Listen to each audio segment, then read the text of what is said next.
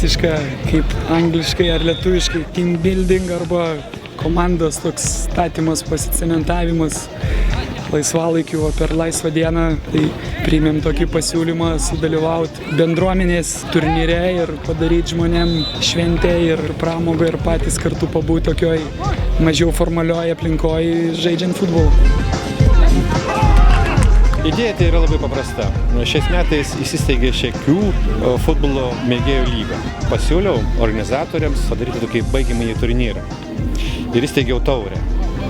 Seimo nario Mindaugo Bašio taurę. Kodėl Gelgaudiškė? Todėl, kad Gelgaudiškės ir yra pagrindiniai steigėjai, organizatoriai būtent tos lygos, apie kurią aš pradžioje minėjau.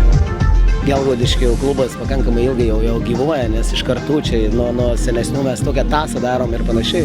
Norim, kad apie Gelgaudiškį kalbėtų kaip apie futbolo miestelį ir panašiai. Turim vartininką, kuris jau trečią kartą laiko vartus. FK Gelgaudiškį seniau, kai žaisdavo ten tarybiniais laikais ir visą kitą, jam buvo 16 metų, mes tokią seną nuotrauką gražią turime. O jis po šiai dienai palaiko mūsų klubo idėją, kad populiarinti futbolą ir visą kitą, nes entuziastų futbolą žaisti Šakiuose tikrai nestinga, jų pilna. Labai geras dalykas, kad mūsų Seimo nariui Mindaugui Bašiui pasisekė susidaryti su jūsų, tiksliau sakant, mūsų futbolo komanda Vilniaus Žalgiris, tai praktiškai yra visos Lietuvos komanda. Čia tik tai galbūt truputėlį, ką reikėjo daugiau padaryti, tai iš viso rajono suvežti vaikus, parodyti jiem, nes tai yra puikus. Mėgėjiškas futbolas susiduria su profesionalais, pasižiūrėti kaip ir tai vaikai pamatytų, kad tai jie vietoj to, kad kažkur tai eitų, kažką tai darytų, rūkytų, gertų, jie čia gali tik smagiai ir gerai praleisti laiką, tiesiog pamatyti gerus futbolininkus.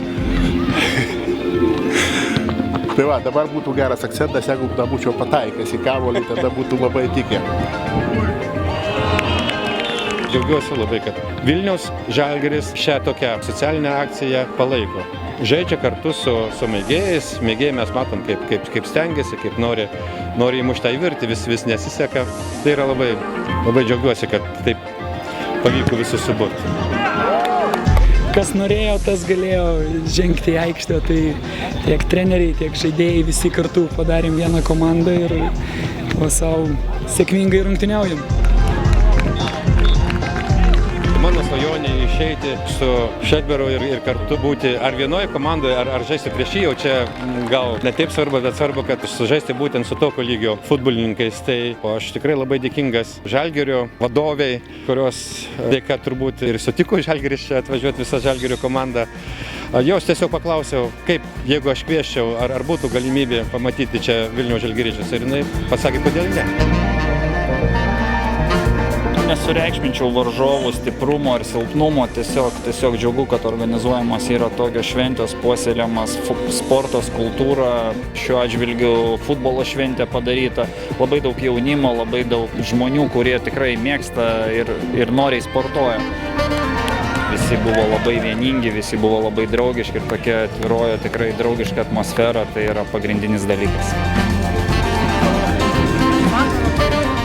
Žalgirio futbolo komanda pirmą kartą tokioje akcijoje dalyvauja turbūt, tai iš tikrųjų galbūt šitą dalyką pasiseks padaryti pastoviu renginiu, kuris iš tikrųjų aktyvins vaikus sportuoti, fiziškai aktyviai praleidėti laiką ir iš tikrųjų skatinti tą futbolą, kuris tikrai yra visapusiškai vaikus ir šiaip visus žmonės visapusiškai fiziškai paruošintis.